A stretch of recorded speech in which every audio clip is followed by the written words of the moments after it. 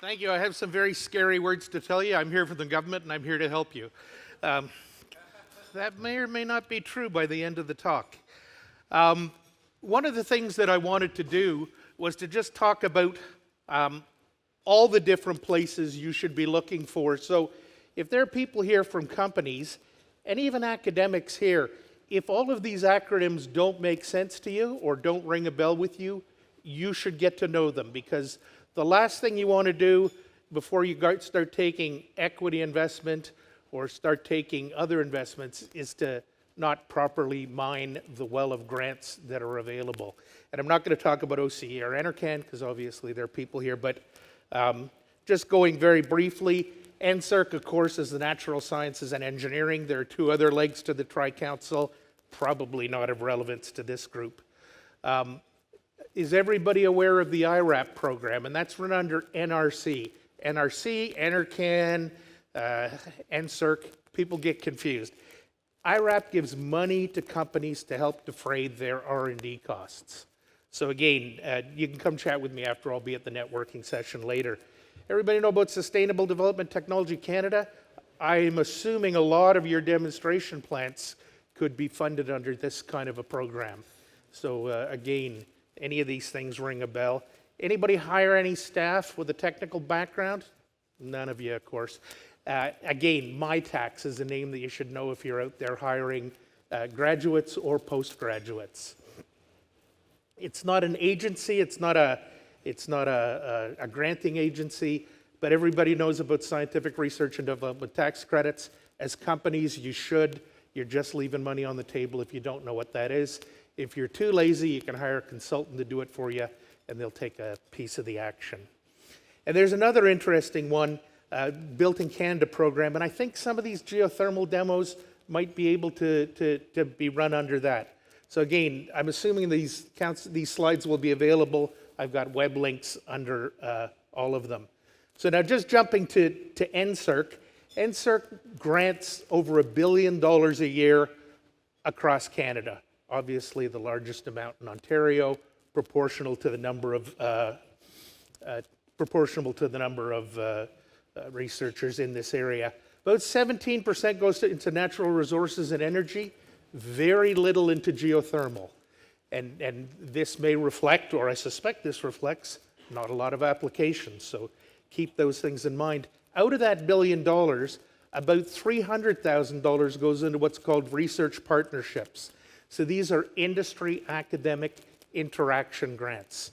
So about 70% of the money is for your discovery grant and that sort of stuff, but about 30% is to fund this industry academic relationships. And I'll show you a little bit of a continuum, talk about programs. They're well described in incredibly dry language on the internet if any of you are interested. And if you buy me a beer, I'll tell you more in detail. The low-end programs are offered out of the regional offices, and there are 5 regional offices across Canada. So these are Connect, Engage, and Experience. Connect, for instance, is funding the networking session we're having later this afternoon. The Engage will give up to $25,000 to an academic to have a first interaction with a company, and the company puts no money in and takes all of the IP. Then as you move through those relationships, these are thought to be priming the pump. There's then CRDs, industrial research chairs, strategic partnerships, and I'll get into them in a little more detail later. And then there are centers of excellence and some other grants out there that I'll just touch on. So as I said, there are 5 regional offices. So a large monolith up in Ottawa makes the high-end decisions, runs the peer-reviewed decisions, but the regional offices are out in the trenches, happy to come out and chat with people and running some of these experience, connect and engage programs. So again, experience very quickly, it's money for a student to work in industry. The connect and engage programs are to encourage new partnerships. So to get a researcher and a company that have never interacted together to work together and if you will, test drive a relationship. Within Connect, there are 3 levels. We'll give you up to $5,000 as an academic to go visit a company anywhere in Canada and explore a relationship. That can be multiple companies. Obviously, on $5,000, you can do a fair bit. Level 2 will fund networking events, such as this sort of event, where industry and academics get together. And level 3 are for larger strategic partnering to help fund getting industry and academics together, for instance, to bid on a strategic grant or those sorts of things. As a general rule on the level 2 and level 3 connects, we're looking for an equal number of industrial people and academics. Not exactly 50-50, but when we hear one industrial person showed up, we probably make a bit of a grumpy face. The Engage grant, as I said, it's up to 6 months, $25,000 to a college or university, no company cash, just in kind, and the in kind is in the form of, I will speak to them during the project. If your intent was not to speak to them during the project, it wouldn't be funded anyways. So we're looking for a very low barrier for the company cash. Company owns the IP, which with the different IP policies at the different universities can create some difficult negotiations. In the case of an Engage, whatever university you're interacting with, the company owns the IP. And it's an ongoing application process. The other thing I would comment is these 3 programs, 6-week turnaround. So you'll have your no or your yes in 6 weeks. And in all of these 3 programs, I call them compliance-based. So it's not like a normal NSERC program where we rank them and fund the top ones. If you meet the criteria, you will get the funds. So for instance, in the case of Engage grants, 85% of the applications are granted, and the 15% I put down to what I call can't read English well. So they've literally not followed one of the rules on the set of instructions. So I'm going to jump through this very quickly. But again, these Engage programs, the industry has to drive it. The activity is carried out by the researcher. As I said, 6-month program, possible extension out to 12 months, and you'll get an answer in 6 weeks. If a company doesn't know if it's going to be eligible, we have a rule called 2 years and 2 staff.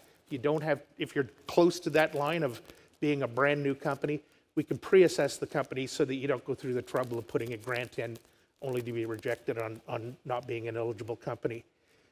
We've done lots of these.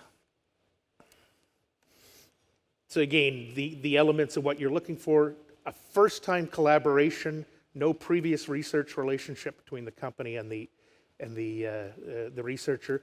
Companies can get 2 and possibly 4 of these a year. Researchers can get 1 a year. So as I said, first-time collaboration.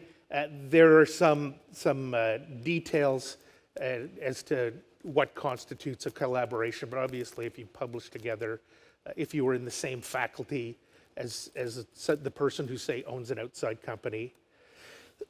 The applicant has to be NSERC eligible. And how we define that is received a discovery or similar grant in the last 6 years. And even if you didn't get your discovery grant for a new researcher, if you were rated scientifically as strong or better on the quality of researcher, you're still eligible. The big thing we're looking for the industrial partner is receptor capacity. Can they take these sorts of grants and move them forward? We have this rule that we call 2+2. And as I said, if you feel you're close to that line, we will pre-assess you so that you don't go to the trouble of tracking down a researcher to be rejected. The thing that we really hold people up on, and this has recently been slightly strengthened, it's 2 full-time dedicated employees. So when I go on LinkedIn, I don't find 6 companies under this fellow's name. I just find the company that he claims to be a full-time employee of. Not going to go in, it's got to be natural science and engineering. I can't imagine anything I've heard today, it doesn't fall into that research challenge, that sort of stuff. And as I said, this can be extended another 6 months if the company wants to kick in half, and we'll kick in half, to give another $25,000. Companies are very happy with this. Hard to imagine a program which costs the company nothing and gets them all the IP, why they wouldn't be unhappy. It's also, obviously, because so many are done, well received by many researchers. You know, they'll often fund part of a postdoc, part of some grad students, those sorts of things, and building up expertise in an area that's of their interest. I'll just talk very quickly so you can hear from the other people about collaborative R&D grants. Think of them as an engaged grant, but now we're talking about hundreds of thousands a year. In this case, we're looking for the company to put in some money, some in kind, but some in cash as well. Again, not ranked. If they're compliant, they will be granted as you move through these CRD things. I shouldn't say that formally, you know, so there is some higher level assessment and peer review going on as you move into these grants. So on the previous ones I was talking about, you know, basically if you apply and follow the rules, you'll get it. Now you're moving into the more peer reviewed. And obviously things like strategic partnerships, highly competitive, you know, they'll take the LOIs, they'll run it down to 6, and they'll just fund the top 3, typically multiple researchers, multiple companies involved. And those come out for bid, and they'll often specifically ask for areas of focus and suggest that you interact with your research office on that. Not going to go into in detail, but just to take you back, if you're just thinking of starting a relationship, use this Connect 1, Connect 2, Connect 3 to get to know people, to perhaps travel and visit a company that you'd like to establish a relationship with, or run a workshop or seminar such as this, and then have a networking at the end of it. If it's a first-time collaboration, you can go with an Engage. If it's an existing, and then move on to higher-end products. If it's an existing collaboration, you go right on to the higher-end products. We've also got, and just to segue into Richard, relationships with organizations such as the Ontario Centres of Excellence or Alberta Innovates and lots of other ones. In the case of Ontario Centres of Excellence, in a single application, you can get 25 from us and 20 from them, requiring 5 of your cash. So you can get $50,000 in R&D for $5,000. Not bad leverage. Similarly, we have relationships with MyTax, where you can get an Engage grant, but also have students come on board. So not expecting you to understand all of this stuff, and especially think of that first slide I put up with all the programs. If you're not completely familiar with all those programs, you know, as a company, shame on you, because you're leaving money on the table, and your equity investor would want to know that you've milked the grant system as effectively as you can. And obviously, we have people in the office, and they have names. And with that, I will pass it over to Richard. What's Ontario Centre of Excellence? It's a private, not-for-profit company where next happens. Okay, I'm going to make it really easy. It didn't come up down there. It came up here. There we go. I'll do it twice, eh? Only going to talk about the programs in red, because the other ones, you're not ready for them, or you don't know, not applicable. Andy talked about the VIP one. What he didn't say is that if I have to deal with the monolith in Ottawa, it takes me 2 months to get an answer. Andy's 50 feet down the hall from me. I can have an answer before the next day. So it's quite a good arrangement. I still take a whole day. Well, no, he usually refers them to one of his other people. And he also didn't say that if you work it right, you can actually turn that $50,000 into $70,000 if you can get your IRAP guy on board, because we don't mind you, the company, accepting IRAP money. And it even gets better, because if you're doing aerospace, we'll hook you up with Carrick, and Carrick can throw in an extra $10,000, and we can hook you up with the BDC, which will give you a loan to pay for all this. So that's VIP 1, it's a beginner's program. VIP 2 is interesting. You can get up to $150,000 for $150,000.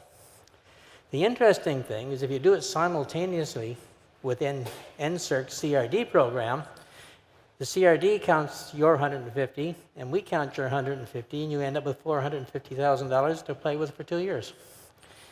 Kind of like double dipping, although we're not allowed to use that term, I don't think.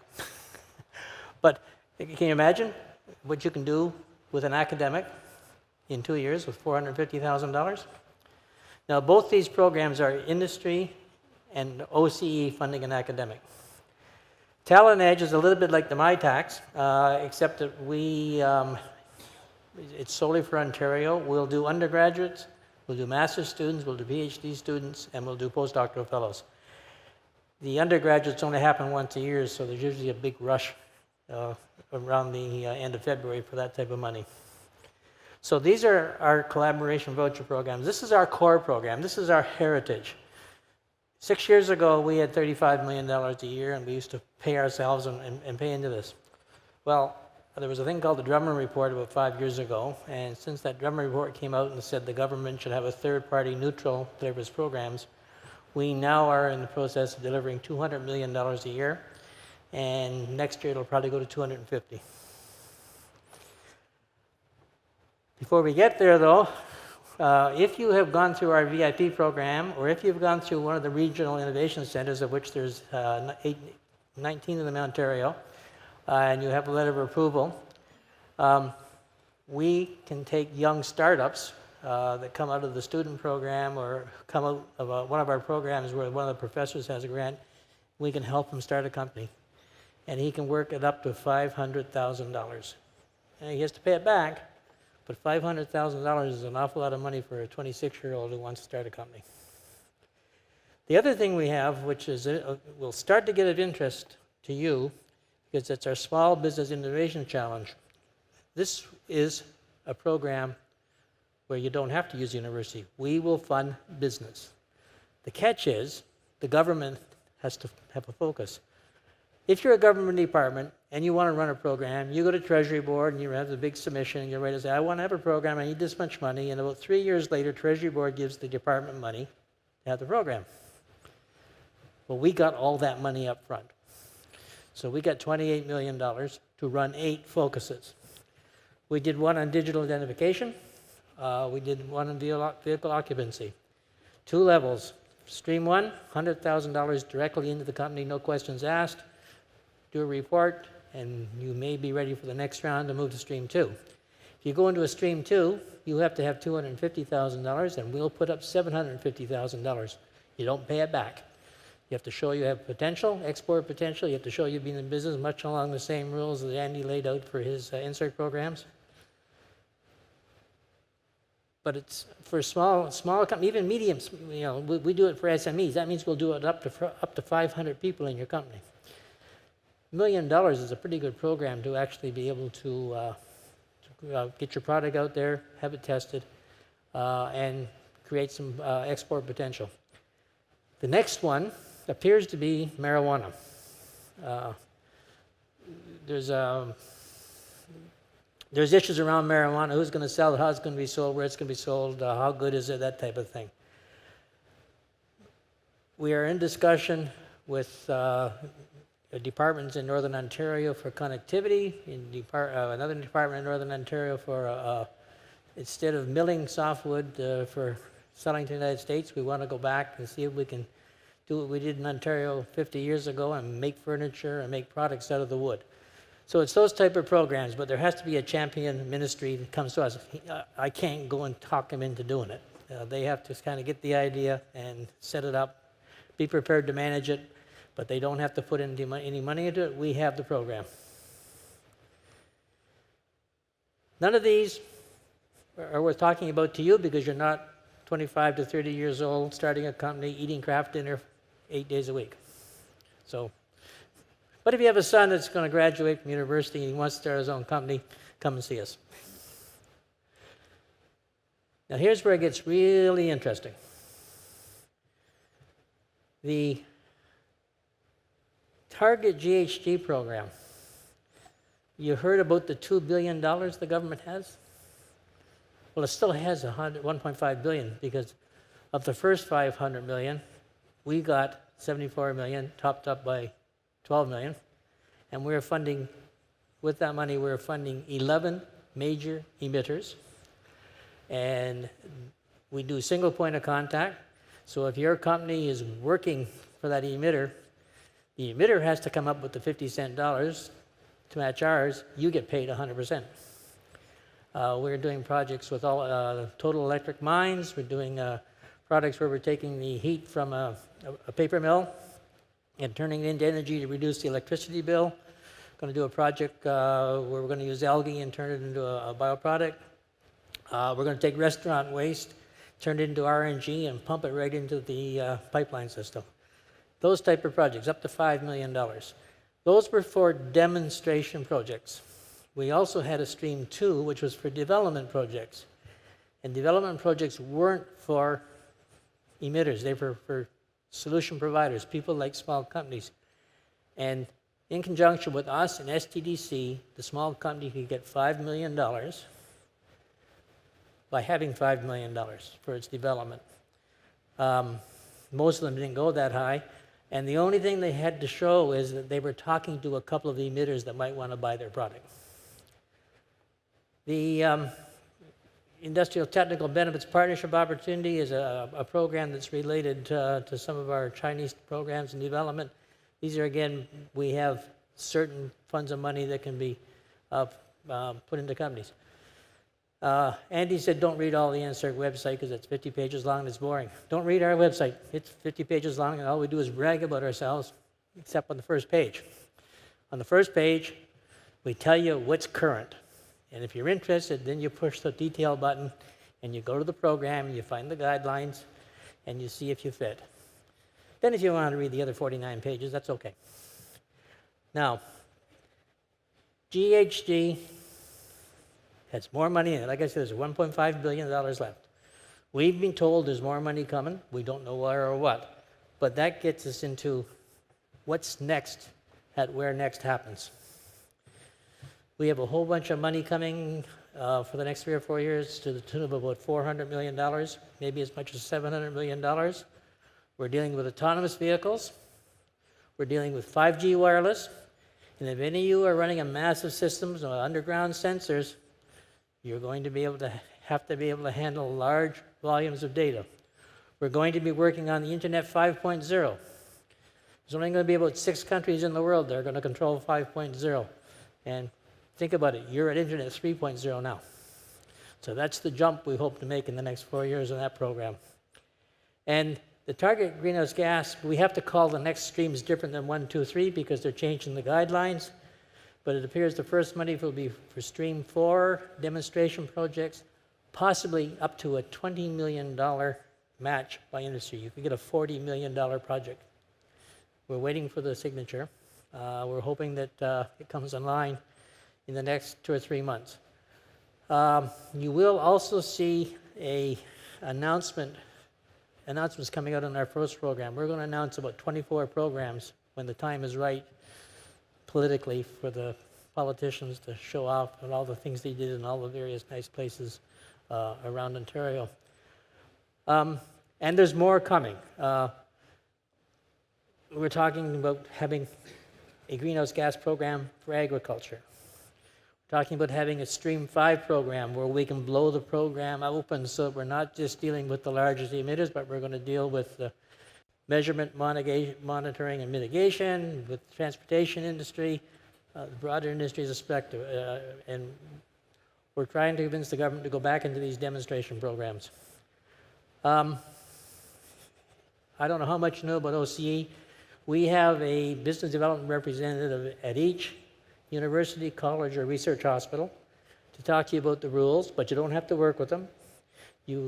Because people like me come out to these conferences, and we are now organizing ourselves in teams, and everything I've told you about are teams that I'm on that can help promote things and make things happen faster. The other thing is, we have a philosophy I think you might appreciate. We get all this money, and unlike government, we don't see why we should hang on to it. We have found that if we can move the money fast, they give us more. And so that's the game that we're playing. We're moving this money as fast as we can, and we'll help you help us spend the money. Questions at the end. All right, thank you very much for hosting this event. I just want to say I've put this presentation together with a lot of help from people across Natural Resources Canada. I work in the Office of Energy R&D, but we're just one group that works on it. I'm joined by my colleagues Andrew, who works at CanMet Energy Labs, and Zoe, who works in the Renewable Energy and Electricity Division. In addition to Steve Grasby, he presented earlier, he's with the Geological Survey. So I want to start by looking at a bit of a problem that I've noticed. So globally, there's a lack of investment in geothermal projects and technologies. Now, according to Bloomberg New Energy Finance, there was over $300 billion of new investment in renewables in 2016. But if you look at the breakdown, just 1% went to geothermal. And oddly enough, the vast, vast majority went to a handful of select technologies, specifically wind and solar. Now, I won't go into the benefits of geothermal, but we know it offers a lot of advantages over these intermittent technologies. And it's just really worth noting that the policies we have seem to be directing investment towards a select few technologies. And this pattern is evident in Canada as well, despite the fact that we have a world-leading oil and gas industry with the capital and expertise that we need to kickstart a geothermal industry. Again, we see private investment directed largely towards intermittent renewables like wind and solar. And so a lot of people's knee-jerk reaction outside of communities like this is that, well, maybe geothermal isn't competitive. But I'm not convinced, and I'm not sure any of you are either. I think a more important question to ask is, why is it that policies are so consistently driving investment away from geothermal and towards wind and solar? And to answer that question, we have to begin by conceptualizing geothermal. I think we're so quick to brand it as renewable that we kind of forget what it actually involves. And so I've laid out the energy sector as a continuum from fossil fuels to renewables. And when we look at geothermal, it not only sits between the two, but it actually has much more in common with fossil fuels than it does with renewables, I think. It produces both heat and power. It produces baseload production, which is much more akin to a fossil-fired plant. Most importantly, as we've heard time and time again today, geothermal is subject to high exploration risk. Now, oil and gas companies are able to drive investment because they're able to recoup their costs quickly. Often payback occurs within 2 or 3 years. But geothermal projects, they get their money back on a utility scale, so 5, 10 years. So I just really want to focus in on risk because we've heard again and again that this is the key barrier that we need to mitigate to address a geothermal industry in Canada. And I want to point out, as a policymaker, this is a fascinating problem. Exploration costs from the literature appear to be relatively small, still significant in the order of millions, but relatively small to the overall investment you're going to realize by successfully completing a project. So I think it's important to think about strategic interventions that can facilitate, that address these relatively small costs to facilitate much greater investment. I also think it's important to discuss that geothermal technologies exist across the innovation spectrum. And what we're going to need a mix of technology push and market pull policies to pull the optimal mix of geothermal technologies into the market. So example of a pull policy might be carbon pricing, something that creates demand for clean products like geothermal power. Example of technology push might be something like funding for research, development, demonstration, or deployment, RDD. R&D has really grown over the past couple of years. So this slide presents have I been off center of this? Anyways, doesn't matter. Listen, this outlines a number of measures, push and pull measures that we can take in the short and the long term to try and get geothermal technologies and projects into the market. We need to support private investment, we need to fund pioneer projects, we need to advance science and technology, and we also need to collaborate with provinces and territories. So the first thing I want to touch on is that prior to Budget 2017, which was released in February of this year, geothermal projects really struggled to compete for investment because the tax code was inconsistent. So for example, geothermal didn't qualify for accelerated capital cost allowance, which essentially improves project economics and makes geothermal much more attractive, would make a project much more attractive. So this technologies like wind and solar qualified for these tax incentives, but geothermal didn't. Another really important thing I want to point out that we've heard from stakeholders is that geothermal didn't qualify for flow-through shares. Flow-through shares essentially let small companies with costs but no revenue pass these costs on to investors who could claim a tax benefit from those costs. It's a really important tool for risk-intensive industries like mining and oil and gas.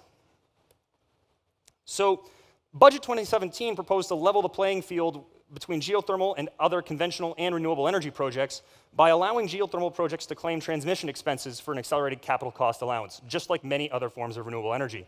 It also recognized the unique benefits of geothermal by allowing geothermal projects that produced primarily heat to claim accelerated capital cost allowance. Prior to Budget 2017, only power projects were able to claim this. And lastly, it addressed risks by expanding eligibility for flow-through shares to geothermal projects. Might be one of the most important ways that geothermal projects can address risk in Canada. Now that we have some good market pull technology, some good market pull policies in place, it's worth thinking about technology push. So we can fund pioneer projects through technology push programs. So at the federal level, NRCan funds the Emerging Renewable Power Program, $500 million over 2 years, to fund renewable technologies not yet established in Canada. If you're curious, Zoe is responsible for that program. She can tell you all kinds of things about it. We also fund geothermal through, and small-scale demonstrations through things like the Energy Innovation Program, which is delivered by my office, and I guess you can ask me about that. Oops. All right, so some technologies are commercial and mature, and we can get them into the market by funding demonstrations and deployment, but many aren't. And I think it's really important that we start thinking about novel technologies. If you look at the oil and gas sector, the vast majority of our resources are unconventional. And if we hadn't developed novel technologies to use marginal resources, our industry would be significantly different than it is today. So we can look at things like magneto-hydrodynamic technologies, and Andrew does some work with those in the lab, to leverage low-temperature systems to expand the range of eligible sites for geothermal. And the same is true of enhanced geothermal systems. If we could artificially create a reservoir, we could expand the number of viable geothermal sites. It's also really important that we fund geothermal science, and I believe my colleague Stephen Grasby touched on this morning. By funding geothermal resource characterization, we not only create data that addresses exploration risk, but supports regulatory frameworks and facilitates investment. And it will be possible to fund resource assessments through the Emerging Renewable Power Program, so that's very exciting. Now this may not technically qualify as funding, but I think it's a really important element of market pull to discuss regulations. Now, in Canada, energy is largely the domain of provinces and territories, and we've heard from stakeholders that the patchwork of geothermal regulatory regimes could be a barrier to investment. So the federal government could collaborate with provinces and territories to help support regulatory best practices and facilitate a cohesive regulatory environment across jurisdictions to facilitate investment. Now, I think that Budget 2017 includes a lot of really interesting push and pull mechanisms that are a great start for geothermal. But as policymakers, we're kind of inherently curious, and I think it's really important that we keep exploring new innovative policies that can distribute risk and facilitate investment, especially as industry moves from funding projects on a project-by-project basis. We get these established, and we need to start thinking about policies that can support the industry generally. So looking abroad, the US, I believe John mentioned that the US has some really good policies to incentivize geothermal. One of those that we've looked at is loan guarantees. So the government could step in and, or at least this is what happened in the US, the government stepped in to guarantee a portion of a loan so that it reduced risk to both the lender and the proponent. Drilling insurance is something that's been used in Germany, so you saw those clusters of wells in Paris and in the Rhine in Bavaria. And one policy that helps support all of that is drilling insurance, so paying a small premium up front and then offsetting some of the losses in case a well is unsuccessful. And we also need to think about completely new policy mechanisms that we're just really starting to think about. So one example would be prizes and challenges. If any of you are familiar with XPRIZE, they have a really cool model for accelerating innovation by focusing a community on a specific barrier. It's something that we're starting to think about, and I really encourage anyone who's interested in policy and geothermal to look into some of these new emerging policy mechanisms to think about new ways that we can, and creative ways that we can, so that we can find new pathways to distributing risk between parties to get these projects started. So if I can ask you to walk away from this presentation with just a few things, it would be that existing policies may not address the barriers that geothermal faces that other renewables don't. We're going to need a mix of both push and pull policies to advance a range of geothermal technologies from the early stage R&D to the existing and commercial and mature. And we need to keep thinking about new and innovative ways to address risk and make sure that these projects allow us to realize the unique and substantial benefits of geothermal technologies. So thank you very much.